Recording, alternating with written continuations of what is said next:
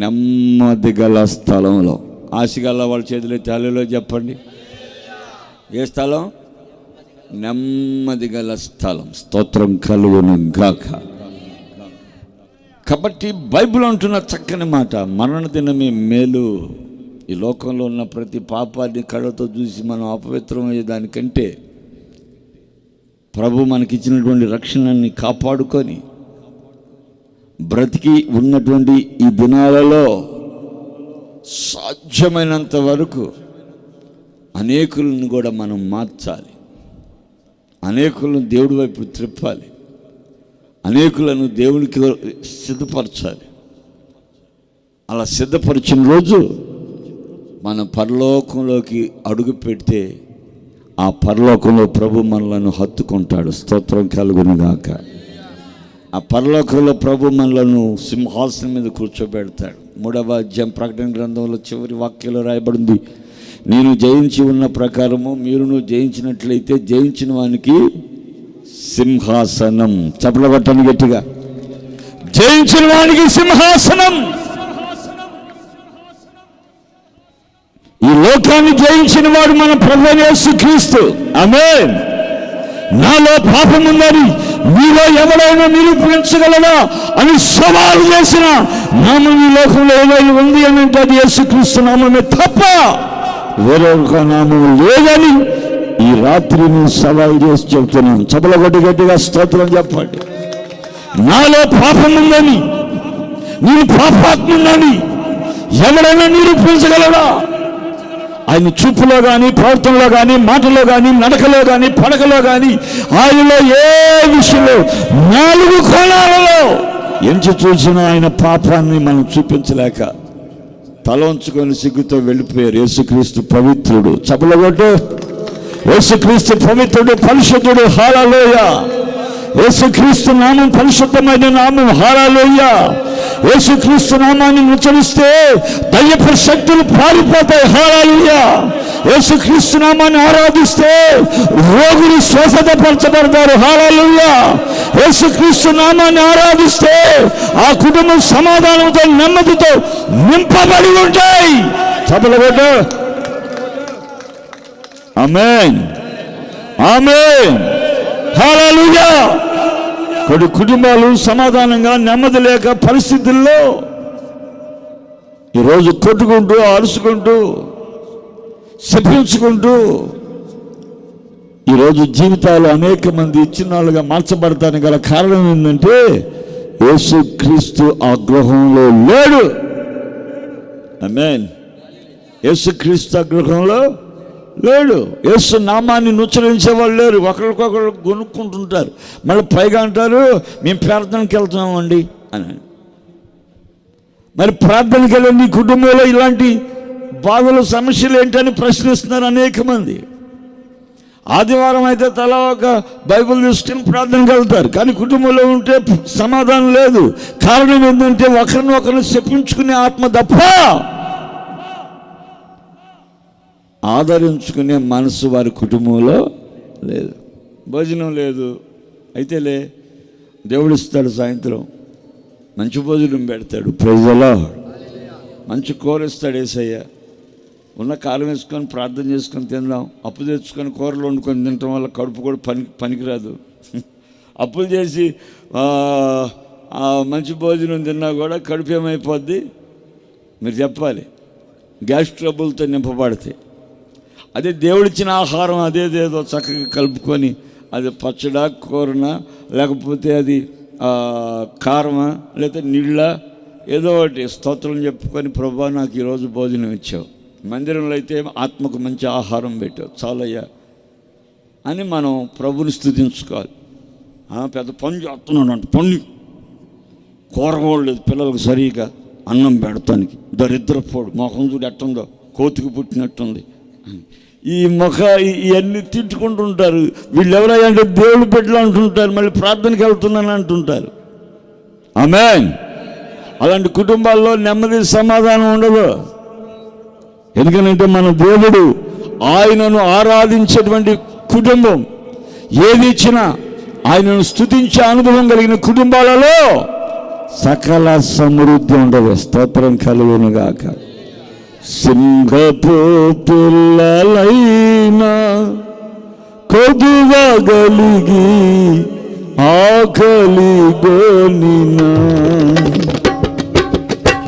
సింహపు పిల్లలైనా కొదువగలిగి ఆకలి గోనినా,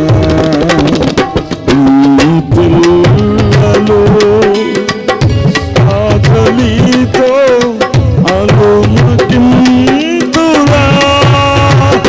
నీవున్నంత వరకు నీ పిల్లలు ఆకలితో అలుమటింతురా, నీవున్నంత వరకు ఆక్షయగరుడా. చప్పట్లు. నా ఆలోచన కట్టవు తోడగు తండ్రి, నా శాలెము రాజువు.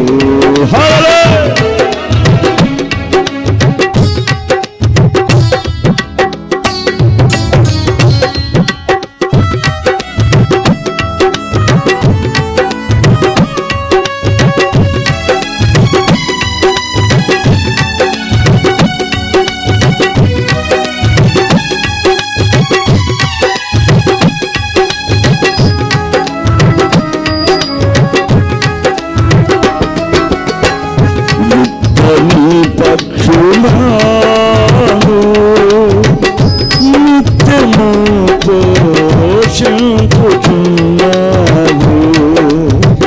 నిత్యమి పక్షులను నిత్యము పోషించుచున్నావు,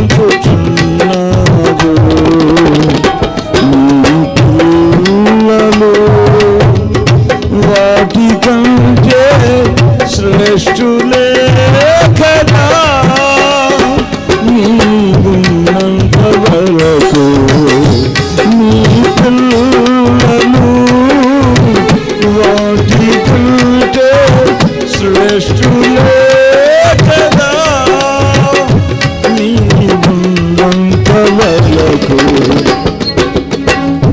ఆజ్ఞాకరుడా. హల్లెలూయా.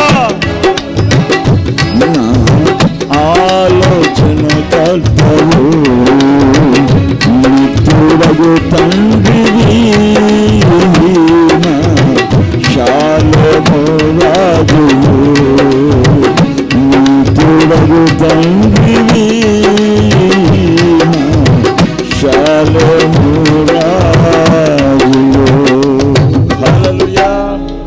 సింహ పిల్లైన ఆకలి కొన్ని అమ్మగాని నా పిల్లలు చెప్పాలి, ఆకలి. అది దేవునికి స్తోత్రం కలుగును గాక. ఆయన నీకు సమృద్ధి అయిన ఆహారాన్ని పెట్టగల సమర్థుడు. నువ్వు దేవుని మందిరానికి వెళ్తున్నావు అయితే బైబిల్ అంటుంది నువ్వు దూషించుకోకూడదు, అసభ్యమైన మాటలు మాట్లాడకూడదు. స్తోత్రం కలుగును గాక. ఒకరినొకరు ఘనపరుచుకోవాలి. Praise the lord. ఒకరినొకరిని మెప్పించుకోవాలి. దేవుడు ఇస్తాడులే, ఏంటమ్మా ఎందుకు భయపడుతున్నావు, పిల్లలకి పెళ్ళి అవుతుందిలే, దేవుడు చూసుకుంటాడు, అన్నీ మంచి అల్లుడు దేవుడు తీసుకొస్తాడు, మంచి కోడలు తీసుకొస్తాడని మనం ఒకరికొకరు ధైర్యపరుచుకోవాలి. కానీ అమ్మాయికి మంచి అల్లుడు వస్తాడు అంటావా అని చెప్పి దూషించుకోకూడదు. స్తోత్రం కలుగును గాక. Praise the Lord. ఎవరు ఒకళ్ళే కోడలు ఎక్కడికి పోయినా కానీ దొరకట్లేదు, ఎక్కడికి పోయినా ఈయన అంటున్నారు, అందుకని కుండిదాన్ని చేద్దాం అని మనం డిక్లేర్ చేయకూడదు. స్తోత్రం కలుగును గాక. హల్లెలూయా. మన దేవుడు పరిశుద్ధుడు. హల్లెలూయా. మొదటగా నీ కుటుంబంలో దూషణ అనేది ఉండకూడదు. అదొక సంహారం, అదొక సైతాను. దేవుడి మందిరానికి వెళ్తున్నావు, దేవుని మందిరంలో వాక్యం వింటున్నావు, వాక్యం విన్నా నీవు చక్కగా విశ్వాస సంబంధంగా ఇంటికి వచ్చి ప్రార్థన చేసుకుని మంచి వాక్యం ఇచ్చేవయ్యా, అందుకు మీకు స్తోత్రం అని చెప్పి దేవునికి స్తోత్రం చెప్పుకొని నీవు ప్రతిరోజు దినదినము నీ పని చేసుకుంటూ ముందుకు వెళ్ళిపోవాలి. కానీ దూషించుకోకూడదు.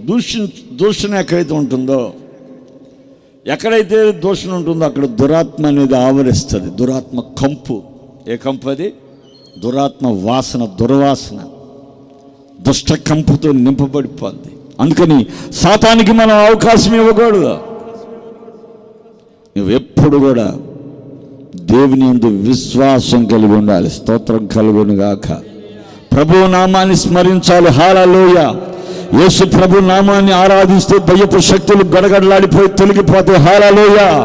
యేసు నామాన్ని ఆరాధిస్తే, యేసు నామాన్ని నుచ్చరిస్తే, యేసు నామాన్ని స్తుతిస్తే, చేయి పైకెత్తి ప్రభువా నీకు స్తోత్రం అయ్యా, మంచి గృహం ఇచ్చినందుకు స్తోత్రం, మంచి వాహనం ఇచ్చినందుకు స్తోత్రం, మంచి ఆహారం ఇచ్చినందుకు స్తోత్రం, మంచి ఆరోగ్యాన్ని ఇచ్చినందుకు స్తోత్రం అని ఆయన నామాన్ని ఎప్పుడైతే పడి తప్పించి నీవు ఆరాధిస్తావో ఆ గొణుగుడు సైతాన్ని ఏమని చేసింది? చీకటి దురాత్మ మనకు చెప్పకుండానే తొలగిపోద్ది. చప్పలగొడ్డి గట్టిగా స్తోత్రం చెప్పండి. చెప్పాలి. మరి మనం అడుగు పెట్టిన దగ్గర దీవెన ఉంటుంది. హల్లెలూయా.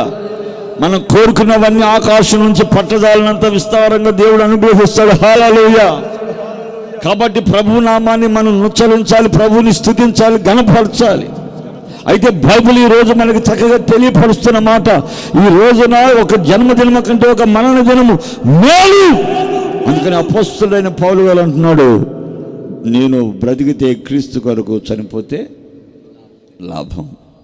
ఈరోజు ఎవరైనా ఆ మాట చెప్పగలుగుతున్నారా? 5 ఆరుగురు కలిసి ఉపవాస ప్రార్థన చేయండి అయ్యా, మా అమ్మ తొందరగా లేవాలి అని. Praise the lord. హల్లెలూయా. గుండె కొత్తది సృష్టించాలయ్యా దేవుడు. గుండె కంటే బెర్జాలు పడిపోయి కొత్త గుండెలాగా మార్చబడేటట్టు మీరు ఉపవాస ప్రార్థన చేయయ్యా అని ఈ ఉపవాస ప్రార్థనలో పెడతారు. ఆ మనిషి దేవుడిని వైపు ఒక్క మనిషిని కూడా మార్చింది కాదు. ఆమేన్. ఓ సహోదరి నాకు 2 సార్లు ఆమె నాకు పరిచయం అయింది. ఆమె తెల్ల చీర ఒకటి కట్టుకొని బ్యాగ్ ఒకటి తగిలించుకొని సేవ చేస్తానండి అని చెప్పింది ఆమె. అమ్మ నువ్వు ఇట్లా తిరుగుతున్నావు కదా పరిచర్యలో, మరి నీ కుటుంబీకులు ఒప్పుకున్నారా అని అడిగితే ఆమె ఒకటే చెప్పింది, నా కుటుంబానికి అక్కర్లేని నేను దేవునికి ఉపయోగపడతాను కదా, అందుకని నేను దేవుని కోసం గ్రామాలు గృహ దర్శనాలు చేసి దేవుని యొక్క రక్షణ గురించి ప్రకటిస్తున్నాను అని చెప్పింది ఆమె. ఇలా చేయడం ద్వారా నీకేమైందమ్మా లాభం అని అంటే, నేను చనిపోయిన రోజు నిత్యత్వంలో ఆ 10 మందిని తీసుకుని వెళ్ళి ప్రభు ఎదుట నిలబెడతాను. లేదు, వాళ్ళని నిలబెట్టలేదా, దేవుడు నన్ను అడుగుతాడు, నా కోసం నువ్వేం చేసావని.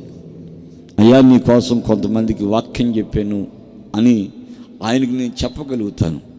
అదే నేను ప్రార్థనకి వెళ్ళి ఇంటికి వచ్చి శుభ్రంగా తిని ఆ ఒక్క ఆదివారం పూట ప్రార్థన అంతా ముగింపప్పుడు చెమటలు కక్కుంటూ వెళ్ళి వెనకాల కుర్చీలో కూర్చొని మళ్ళీ అయిపోయిందా, దేవుని స్తోత్రం, పెందలాడ అయిపోయింది, పాస్టర్ గారు పెందలాడ అని చెమటలు దుడుచుకొని శుభ్రంగా ఆడబెట్టిన సాంబార్ అన్నం తిని మళ్ళీ కాళ్ళు కొట్టుకుంటూ ఇంటికి రావటం కాదు.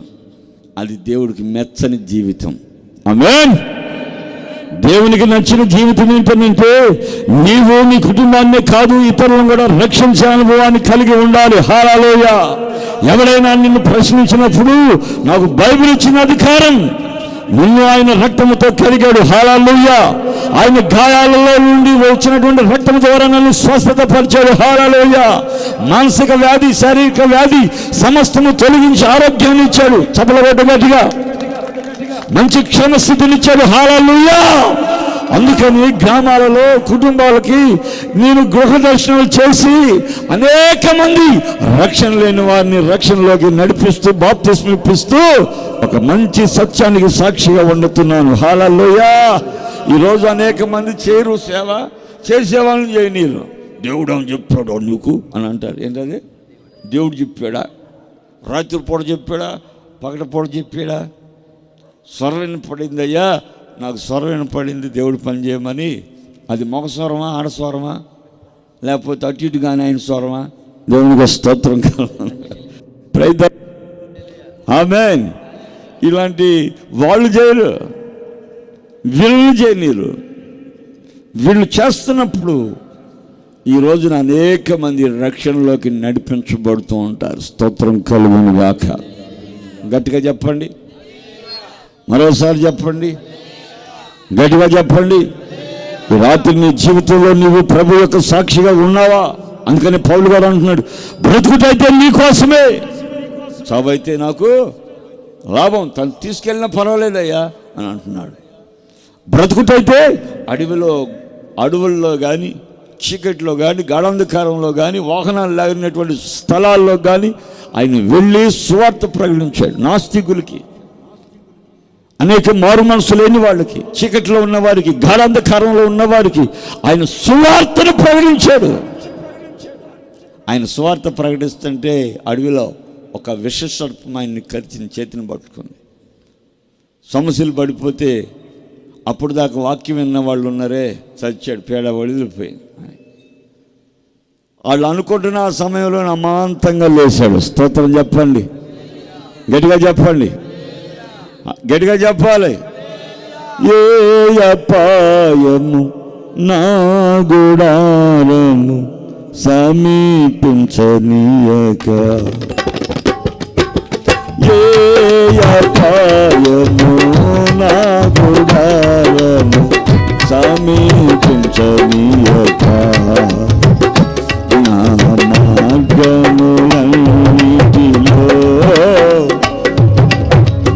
నీవే ఆశ్రయమైనందున, నా మార్గములన్నిటిలో నీవే ఆశ్రయమైనందున, కృపామయుడా నీలో నా కృపామయుడా, నీలో వసింపజేసి నందునా, నీదిలో స్తుతుల సింహాసనం కృపామయుడా. చప్పట్లు, హుషారుగా ఉండాలి.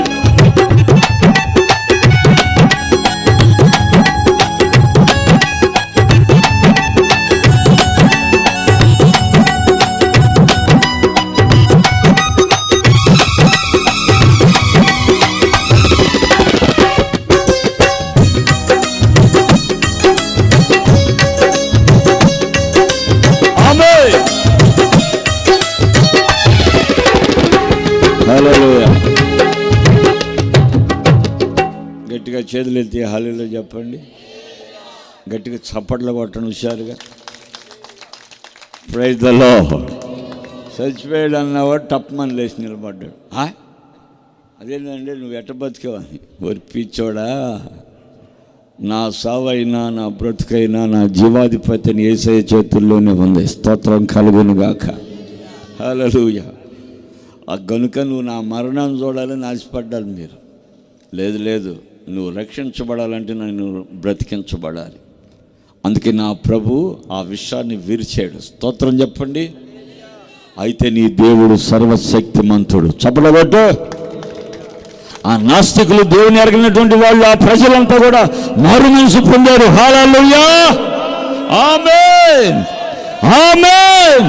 నువ్వు దేవుని కోసం బ్రతుకుతూ ఉంటే విష సర్పమే కలిసినా, విషమే తిన్నా, అపాయాలు నీ మీదకి వచ్చినా నిన్ను ఏమి చేయకుండా ఆయన హస్తాన్ని చాపి కాపాడేవాడు. ఆయన పేరు నజరేయుడైన యేసు. చపలగొట్టి గట్టిగా. ఏ శత్రువుని ఎదుట నిలబడలేడు. హల్లెలూయా. ఏ శత్రువు ఎవడు నీ ఎదుట నిలబడలేడు. హల్లెలూయా. ఇట్లాగే నేను గుంటూరు పట్టణంలో దేవుని యొక్క వాక్యం చెప్పడానికి వెళ్ళాను. నేను సువార్త చెప్తున్నప్పుడు అక్కడ ఉన్నటువంటి ఒక ఆయన వచ్చి ఆ సౌండ్ సిస్టాన్ని, ఆ కరెంట్ని అంతటిని పీకేస్తున్నాడు. ఆయన లాస్ట్ రోజు చక్కని ప్రార్థన జరుగుతుంది. ఏమంటే మీకేమి ఇబ్బంది అయింది, మీరు ఇట్లా ఎందుకు పీగుతున్నారు, ఎందుకంటే పెరికేసేది అని అడిగాను నేను. యశ్ప్రావు గురించి చెబుతా, తీసేయి, పొడుస్తాను అది దాన్ని లేవుతున్నాడు ఆయన. మీకంత సేవ ఎందుకండి, మేమే తీసేస్తాంలే, ఇబ్బంది పడమాకండి అని చక్కగా సర్దుకొని మా మందిరానికి వెళ్ళిపోయాం మేము. దేవునికి స్తోత్రం కలుగును. 3వ రోజు నేను పొన్నూరులో మీటింగ్ చూసుకొని నైటు పగటి పూట వస్తూ ఉన్నాను. బైక్ మీద వస్తున్నాను. నేను వస్తున్నప్పుడు గుంటూరులో బస్సు యాక్సిడెంట్ జరిగింది. ఏమైంది యాక్సిడెంట్ ఎట్లా అన్నాడు. చూస్తే సైకిల్ వేసుకుని వెళ్తున్న పిల్లోడు బస్సు కింద పడ్డాడు. ఆ సైకిల్ హ్యాండిల్కి బ్రేక్ నొక్కేది అది ఉంటుంది కదా, ఆ సువ కంతలోకి వెళ్ళిపోయింది. ఆ బస్సు టైర్ వెనక ఎక్కితే అది అణిగిపోయింది. అటు చచ్చిపోయి ఉన్నాడు పాపం పిల్లోడు బస్సు కింద. చూస్తే ఆ దేవుడు కరెంటు వైర్లు బీకిడే ఆయన కొడుకు, ఒక్కడే కొడుకు. నాకైతే కళ్ళంటే నీళ్లు అట్లాగే గిర్రని తిరిగిపోయాయి. అరే ఎట్లా చచ్చిపోయాడే పిల్లోడు అని ఏది ప్రభువా అని చెప్పి ప్రభు సన్నిధిలో మనసులో అనుకుంటూ నేను మందిరానికి వెళ్ళిపోయాను. స్తోత్రం కలుగును గాక. అప్పుడు ఒక వాక్యం, దేవుని యొక్క వాక్యం గుర్తొచ్చింది. ఇదిగో ఇశ్రాయేలు, భయపడకు, నిన్ను ముట్టినవాడు నా కనుగుడ్డును ముట్టినట్టే. స్తోత్రం కలుగును గాక. Praise the lord. Hallelujah, hallelujah. 5 రోజుల తర్వాత ఆయనే వచ్చాడు.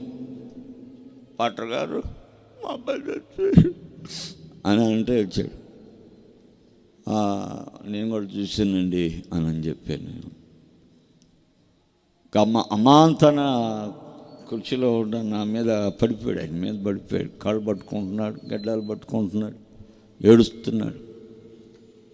ఏడ్చినా ప్రయోజనం లేదు, డొల్లాడినా ప్రయోజనం లేదు. సరేలేండి, ఆ దేవుడు నమ్ముకో, ప్రభువు నిన్ను కాపాడుతాడు, నిన్ను ఆదరించును గాక అని చెప్పి పంపించేసాను.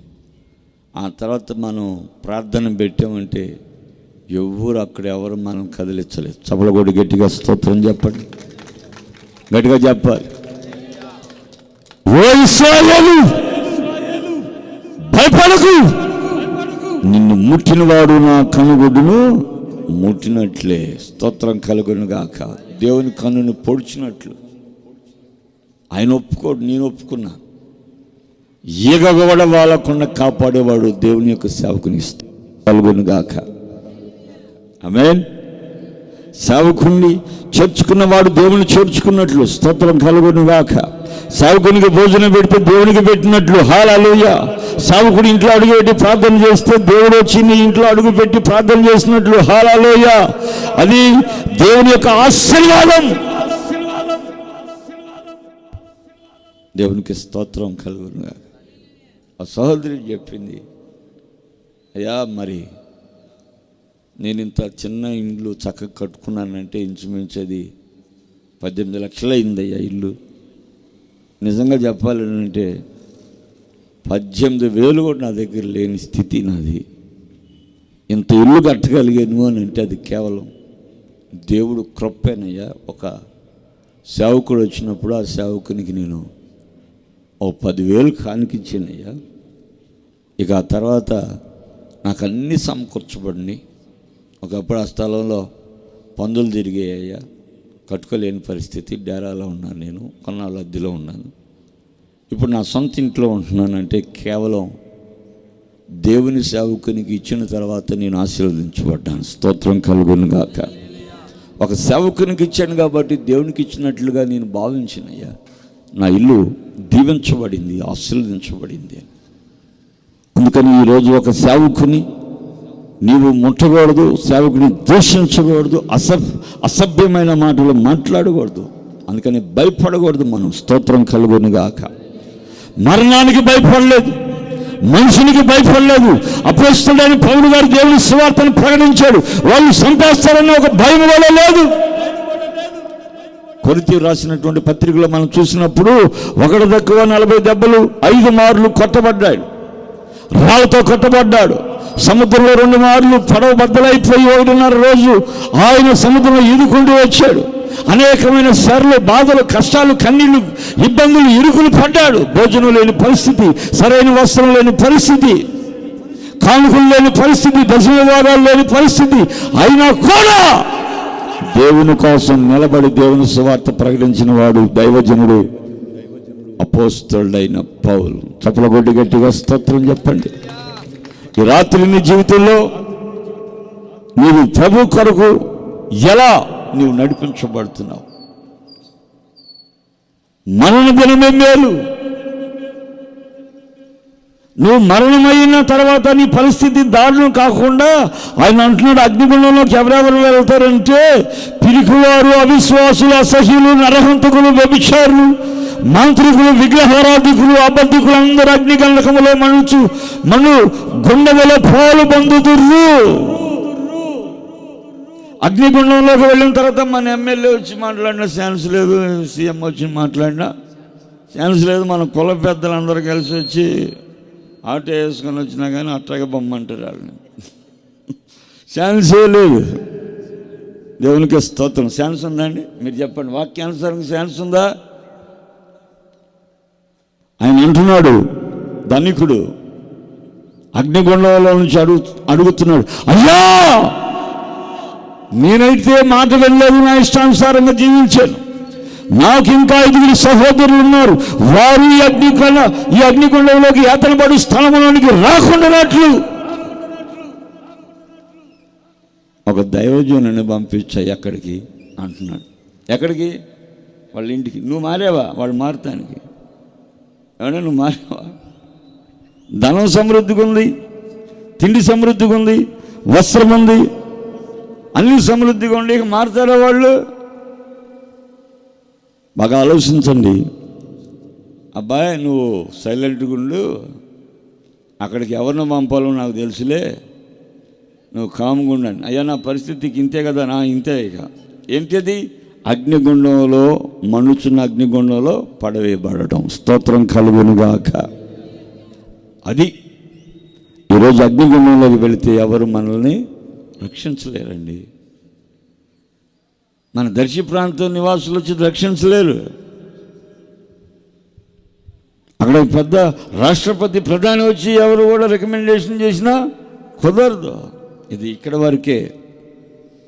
అగ్నిగంధకములో మండు గుండములోకి ప్రవేశించేది ఎవరెవరు అని అంటే బైబిల్లో విషయాలు చెబుతున్నాను, బయట విషయాలు చెప్పట్లేదు. ఇక్కడ పిరికివారు, అవిశ్వాసులు, అసహ్యులు, నరహంతకులు, వ్యభిచారులు, మాంత్రికులను, విగ్రహారాధికులను, అబద్ధికులు అందరూ, అబద్ధాలు మాట్లాడే ప్రతి ఒక్కడు, ఆమేన్, అబద్ధాలు మాట్లాడే ప్రతి ఒక్కరూ అగ్ని గంధకాలతో మండు గుండంలో పడవేయబడతారు.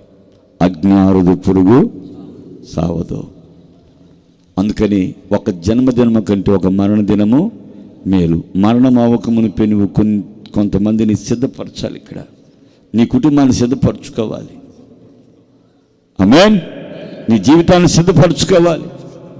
రాజుల 2వ గ్రంథం 20వ అధ్యాయం 1 నుండి మనం చదివినప్పుడు హిజ్కియాతో చెబుతున్నాడు, నీ ఇల్లు చక్కబెట్టుకో, నువ్వు మరణం అవుతున్నావు అన్నాడు. ఆమేన్. ఇల్లు చక్కబెట్టుకోవడం అంటే పద్ధతులు, క్రియలు, మాటలు, ప్రవర్తన సమస్తం చక్కబెట్టుకోవటం. అర్థమవుతుందా? ఈరోజు ఆ విధమైనటువంటి జీవితాన్ని నువ్వు కలిగి ఉంటే, ఖచ్చితంగా నువ్వు చక్కబెట్టుకుంటే నీ కుటుంబం దీవించబడుతుంది. చేతులెత్తి ఒక్కసారి స్తోత్రం చెప్పండి. ఓ సహోదరి, ప్రభుని నమ్ముకున్న ఆమె బాగా విగ్రహారాధికురాలు. ఆమెకి ఆరోగ్యం సరిలేక మంచంలో ఉన్నప్పుడు నన్ను పిలిచింది ఆమె. అయ్యా భాస్కర్ గారు, నేను బాప్తిసం తీసుకొని ఇంచుమించుగా 20 సంవత్సరాలు, పెద్ద ఆయన దగ్గర తీసుకున్నాను బాప్తిస్మం. 20 సంవత్సరాలుగా దేవుళ్ళో ఉన్నాను. నాకు ఇప్పుడు ప్రభు సింహాసనం కనపడుతుంది. నేను ఇంక వెళ్ళిపోతున్నానయ్యా. అయితే నేను చక్కబెట్టుకోవాల్సిన కొన్ని ఉండే, నీకు వందనం చెప్పుకోవాలి. రెండోది, నేను మొట్టమొదట్లో మీరు పరిచయం అయినప్పుడు నేను ఒకటి అనుకున్నానయ్యా, వాహనం కొని పెట్టాలని అనుకున్నాను. నేను ఎందుకు అనుకున్నానంటే, నీ దగ్గర ఉన్న వాహనం ఇచ్చిన వాళ్ళు తీసేసుకున్నారు. అప్పుడు నాకు అనిపించింది దైవదాసుడికి ఇవ్వాలి, ఒక వాహనం కొనిపించాలని. అయితే సెకండ్ హ్యాండ్లో కొనిపెట్టాలనుకున్నాను. అయితే నేను మా కొడుకుకి మా కుమార్తెకి అందరికి చెప్పుకున్నాను, ఇదిగో బాబు ఎంత అయితే అంత కొత్త బండి తీసుకోమని. బళ్ళు చాలా ఉండేగమ్మ అన్న. సేవలో వాడయ్యా అన్నది. నాకు దేవుని దయ వల్ల 70,000 ఇచ్చింది. చప్పలు కొట్టి గట్టిగా స్తోత్రం చెప్పండి, గట్టిగా చెప్పాలి. 70,000 ఇస్తాయా. ఆమె ప్రవర్తనని చక్కబెట్టుకుంది. ఆమెను నువ్వు అంగీకరించు, ఈ రూపాయి సేవలో వాడుకో ప్రభు అని ప్రార్థన చేశాను. వారంలో ప్రభు దగ్గరికి వెళ్ళిపోయినాం. ప్రశాంతంగా నవ్వుతూ ఉంది ముఖం అంతా, కలకల్లాడుతా. దేవునికి స్తోత్రం కలుగునుగా. ఇల్లు చక్కబెట్టుకుంది. మనలను మనం చక్కబెట్టుకోవాలి, సిద్ధపరచుకోవాలి. ఎప్పుడు ఏ క్షణంలో ఎలా తటస్థిస్తుందో మరణం ఎవరికి తెలియదు. అందుకని ఈరోజు బైబిల్ మనతో మాట్లాడుతూ ఉంది. స్టెఫెన్ దేవుని సువార్త ప్రకటిస్తుంటే పట్టుకొని వచ్చి, నువ్వు యేసు ప్రభువుని ప్రకటించకుండా ఉంటే నేను బతకనిస్తాం, లేదంటే చంపేస్తామని అంటే, అయ్యా సామాన్య చేస్తాను కానీ పొరపాటున యేసు ప్రభువుని ప్రకటించకుండా నేను ఉండలేనయ్యా అన్నాడు. టపా టపా టపా టపా టపా టపామని రాళ్ళు ఆయన మీద పడ్డాయి. ఆయన చనిపోతూ కూడా, తండ్రి వీరు ఏం చేస్తున్నారు, వీరు ఎరగదయ్యా, వీరిని క్షమించు అన్నట్లాగే ప్రాణం ఇచ్చాడు. రాళ్ల దెబ్బలు తగిలి స్టెఫెన్ దేవుని సువార్తను ప్రకటించారు, దేవుని వాక్యాన్ని ప్రకటించాడు. యవనస్తుడు, తన యవన రక్తాన్ని చిందించిన వాడు. స్తోత్రం కలుగును గాక. ప్రభు కొరకు మరణించాడు. ఈరోజు మరణానికి ఇష్టపడ్డాడు. చాలా కాసేపట్లో చనిపోతే నా తండ్రి సింహాసనం దగ్గరికి వెళ్ళిపోతాను. చప్పలగొట్టి గట్టిగా స్తోత్రం చెప్పండి, గట్టిగా చెప్పండి. ఈ రాత్రి నీ జీవితంలో గొప్పగా బతకాలని అనుకోవటం మంచిదే, కానీ బైబిల్ అంటుంది ఒక జన్మదినము కంటే ఒక మరణ దినము మేలు. నువ్వు మరణించేది అది, దాన్ని ఏమంటారంటే చెక్ పోస్ట్. అది అంతవరకే సెన్స్. చనిపోయిన తర్వాత ఇక నీకు అక్కడి నుంచి జ్ఞాపకార్థాలే, తర్వాత ఏమి ఉండదు. అందుకని చనిపోక మునిపే నీ జీవితాన్ని చక్కదిద్దుకొని అనేక మందిని దేవుని వైపు మళ్లించాలి. అదే నీకు పరలోకంలో ప్రతిఫలం, దేవుడు నీకు ఇచ్చే జీతం. స్తోత్రం కలుగునుగాక. దయచేసి అందరూ తలలు వంచి కళ్ళు మూసినట్లయితే ప్రార్థన చేసుకుందాం. పరిశుద్ధాత్మ దేవుడు నీతో మాట్లాడినటువంటి ఈ మాటల్ని నీ హృదయాలలో దాచుకోవాలి.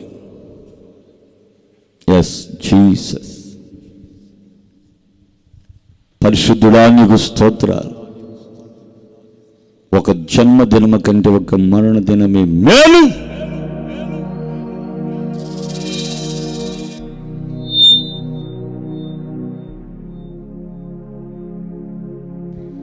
ఒక మరణ దినమే మేలు.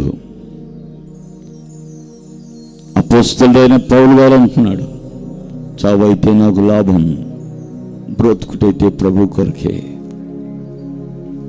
స్టెఫెన్ అంటున్నాడు, చనిపోవటానికి ఆయన ఇష్టమే కానీ మీరు చెప్పినట్లు బ్రతకను, నా ప్రభు చెప్పినట్లే బ్రతుకుతాను. దయచేసి అందరూ ఒక క్షణం లేచి నిలబడదాం. ఎవరి స్థలాల్లో వారు నిలబడి ఆకాశం వైపు చేతులు చాపి, అయ్యా మరణం అనేది ప్రతి ఒక్కరికి ఉంది, కానీ మరణం అది చివరి దినం. నా జీవితంలో చివరి దినం. నా మరణాన్ని ఎవరు ఆపలేరు, అది నీ చేతుల్లో ఉంది. అయితే బైబిల్ అంటుంది, పిరికి వారును, అవిశ్వాసులను, అసహ్యులను, నరహంతకులను, వ్యభిచారులు, మాంత్రికులు, విగ్రహారాధికులు, అబద్ధికులందరూ అగ్నిగుండంలో పడవేయబడతారని. నీవు అగ్నిగుండంలో పడవేయబడటం దేవునికి ఇష్టం లేదు. అందుకే ప్రభు ఈ రాత్రి నీతో మాట్లాడుతున్నాడు. నీవు చనిపోక మునిపే నీవు అనేక మందిని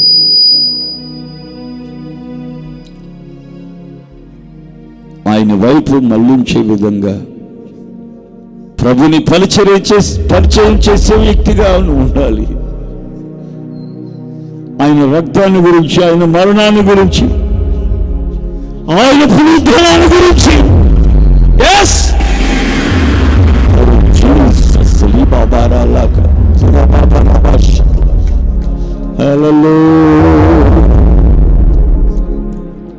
అపోస్తలుడైన పౌలు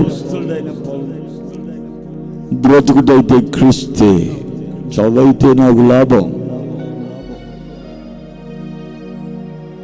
అయ్యా నీకే స్తోత్రం.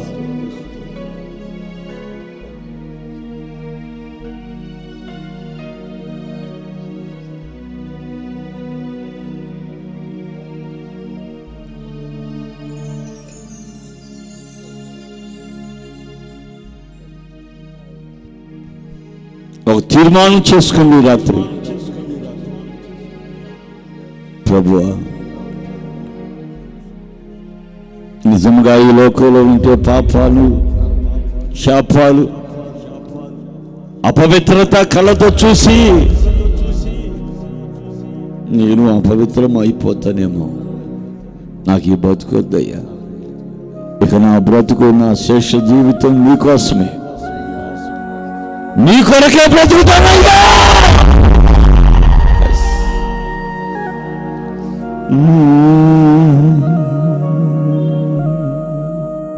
నీ కొరకే బ్రతుకుతానయ్యా. ప్రభు సన్నిధిలో తీర్మానం చేసుకుని స్తెఫను వలె నీ కొరకు నిలబడతా, అపోస్తలుడైన పౌలు వలె నీ కొరకు నడుస్తానయ్యా, బ్రతుకుతానయ్యా అని ప్రభుతో ఒక తీర్మానం చేసుకునండి. ప్రార్థన చేసుకుని అందరూ ప్రభు సన్నిధిలో ఒక్కసారి చేతులెత్తి గట్టిగా చప్పట్లు కొట్టి ప్రభుని ఘనపరచాలి.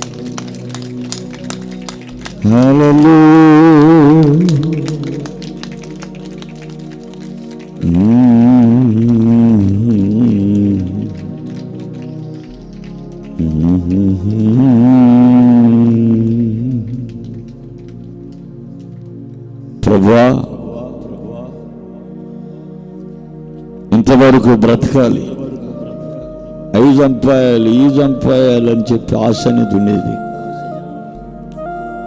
కానీ ఈరోజు నాకు అర్థమైంది, నా మరణం చాలా సంకుచితంగా ఉంది. అయితే నిన్ను కలిగి సమృద్ధిగా అనేక మందిని మందిరానికి నడిపిస్తాను. బేదలాజరు వలె సమాధానకరమైన స్థలములోనికి ప్రవేశించినట్లు వారిని కూడా మేము సిద్ధపరుస్తామయ్యా. ఇక మీదట మాలో ఒక భారం,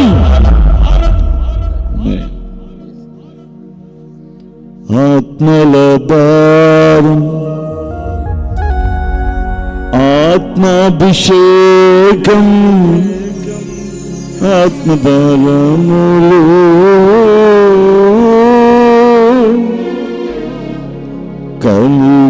కలిగియున్నా, ఆత్మల భారం, ఆత్మాభిషేకం, ఆత్మబలములు కలిగియున్నా, మహిమ కలిగిన సంగమే, మహిమ కలిగిన సంగమే, మహిమ కలిగిన సంగమే,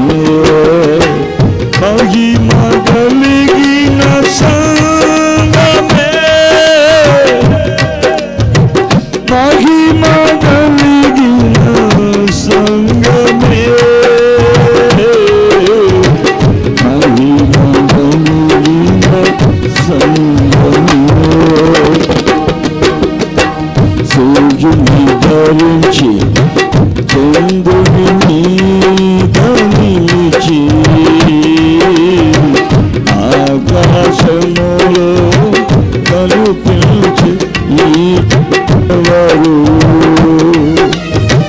ఆకాశములు కనిపించి ఈమెవరు? చెప్పండి.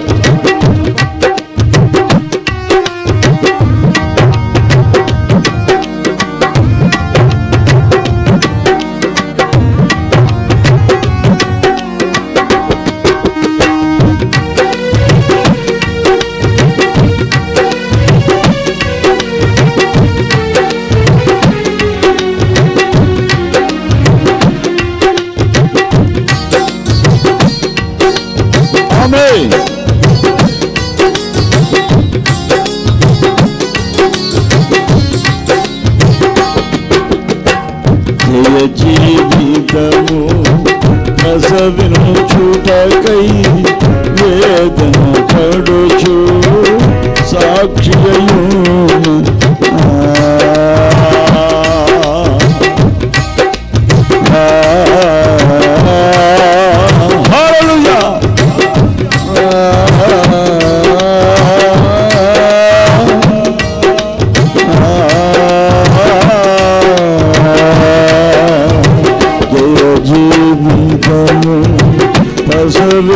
చూడకై వేదన పడుచు సాక్షియయును కృపలో నిలిచిన సంగమే, కృపలో నిలిచిన సంగమే, కృపలో నిలిచిన సంగమే, సూర్యుని ధరించి చంద్రుని మీద నిలిచి ఆకాశములు కనిపించి ఈమెవరు?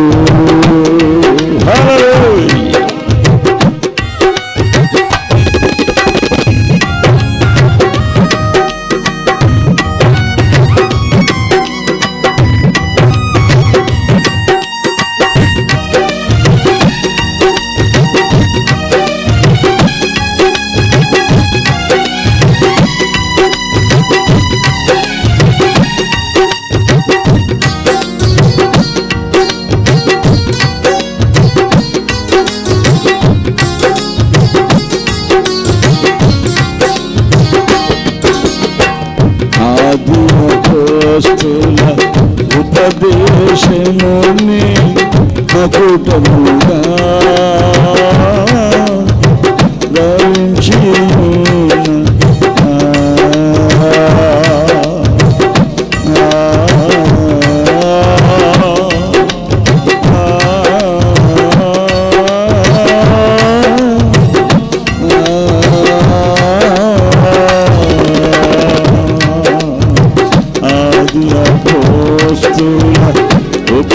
ఉపదేశముని మకుటముగా ధరించి కొత్త నిబంధన సంగమే, కొత్త నిబంధన సంగమే, కొత్త నిబంధన సంగమే, కొత్త నిబంధన సంగమే, కొత్త నిబంధన సంగమే, కొత్త నిబంధన సంగమే, సూర్యుని ధరించి ఆమేన్, సూర్యుని ధరించి చంద్రుని మీద నిలిచి ఆకాశములో కనిపించి ఈమెవరు? ఆకాశములో కనిపించి ఈమెవరు? మహాపరిశుద్ధుడు అయిన తండ్రి, ఈ సభల చివరి రాత్రి మీరు ఇంతగా ఆశీర్వదించారు. ఒక జన్మదినము కంటే ఒక మరణ దినము మేలు. ఒకడు భూలోకంలో జన్మించాడు అని అంటే పాపంలో జన్మించినట్లే. వాడు కడగబడతాడో మరి కడగబడాడో ఎవరికీ తెలియదు. కానీ పాపంలో పుట్టినవాడు పాపంలోనే చనిపోతే అగ్నిగుణంలో ప్రవేశిస్తాడు. వాడి గుణగణాలు పిరికోళ్ళని, అసహ్యులని, మాంత్రికులని, నరహంతకులు, వ్యభిచారులు, విగ్రహారాధికులు, అబద్ధికులు అగ్నిగంధకాలలో మండు గుండంలో పడవేయబడతారు. ఇలాంటి లక్షణాలు కలిగిన ప్రతి ఒక్కరు కూడా అందులో ప్రవేశిస్తారు. కనుక జన్మించిన వాడు ఇవేమీ లేకుండా చక్కగా తనను హిజ్కియాని మీరు సిద్ధపరచుకోమన్నారు. అలా వీరు సిద్ధపరచబడ్డకు తగిన మనసు, విధేయత, ఓర్పు, తగ్గింపు, లోబడే స్వభావం ఇచ్చి వారు నిన్ను ప్రకటించే విధంగా సిద్ధపరచమని కోరుచున్నాను.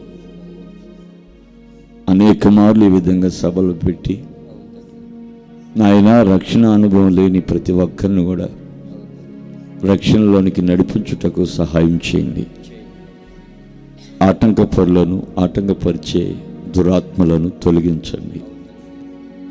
నీ బాహుహస్తం చాపినందుకు స్తోత్రాలు. ఇచ్చిన మంచి వాతావరణం కొరకు కృతజ్ఞతలు. ఇక్కడుండి పరిచర్య చేస్తూ ఉన్న ప్రతి బిడ్డను మీరు దీవించారు. ఈ చిన్న పరిచర్యని మీరు ప్రేమించినందుకు కృతజ్ఞతలు. యేసు నామములో అడుగుచూ ప్రార్థిస్తున్నాను తండ్రి, ఆమేన్. మన తండ్రి అయిన దేవుని ప్రేమ, ప్రభు అయిన యేసుక్రీస్తు యొక్క మహాకృప, పరిశుద్ధాత్మని యొక్క అన్యోన్య సహవాసము, సమాధానం ఇప్పుడు ఎల్లప్పుడూ మనకు సదా తోడై నడిపించును గాక. ఆమేన్.